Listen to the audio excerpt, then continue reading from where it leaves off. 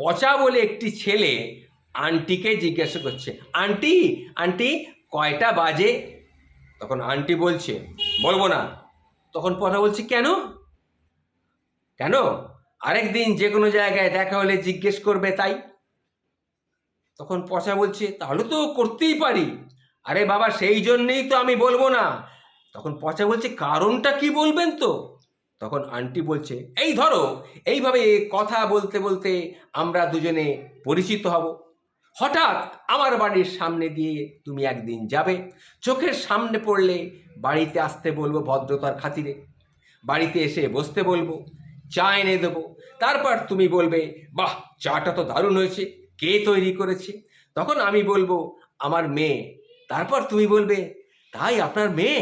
তা আপনার মেয়েকে তো দেখছি না, কোথায় তিনি? এই ভালো যে চাটা বানিয়েছে তাকে একটু ধন্যবাদ জানাই। তারপরে আমার মেয়ে আসবে, তাকে হাই হ্যালো এসব বলবে। তারপর আমার মেয়ের সঙ্গে তোমার কিছু কথাবার্তা হবে।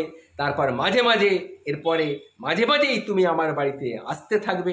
তারপরে মিষ্টি মিষ্টি কথায়, তোমার ওই মিষ্টি মিষ্টি কথা শুনে আমার মেয়ে তোমার প্রতি প্রেমে পড়ে যাবে। একসময় বিয়ের জন্যে প্রস্তুত হবে। তারপরে আমার কাছে আমার মেয়ের জন্যে হস্ত ভিক্ষা করতে চাইবে, অর্থাৎ আমার মেয়েকে তুমি বিয়ে করতে চাইবে। তখন তারপর আমি আর কি করব? আমার মেয়েও মা বলবে, মা রাজি হয়ে যাও, মা রাজি হয়ে যাও, আমি পচাদাকে ভালোবাসি। তখন আমি আর কি করব? তখন তখন কি করব? তখন পচা বললেন, তাই তো, আচ্ছা আপনি এত সব ভেবে ফেললেন, আচ্ছা শুনি আপনি তখন কি চিন্তা করবেন? তখন আন্টি বলছেন, আমি এমন ছেলের সাথে আমার মেয়ের বিয়ে দেব না যে একটা ঘড়ি কিনতে পারে না। সেই রকম ছেলের সাথে আমি কখনোই আমার মেয়ের বিয়ে দেব না। ওই যে তুমি জানতে চাইলে না কটা বাজে আন্টি, এই জন্যেই এতগুলো কথা আমি তোমাকে বললাম। আবার বলছি, শুনে রাখো, যে হাতে একটা ঘড়ির কেনার যার ক্ষমতা নেই, তার সঙ্গে কিন্তু আমি আমার মেয়ের বিয়ে কিছুতেই দেবো না।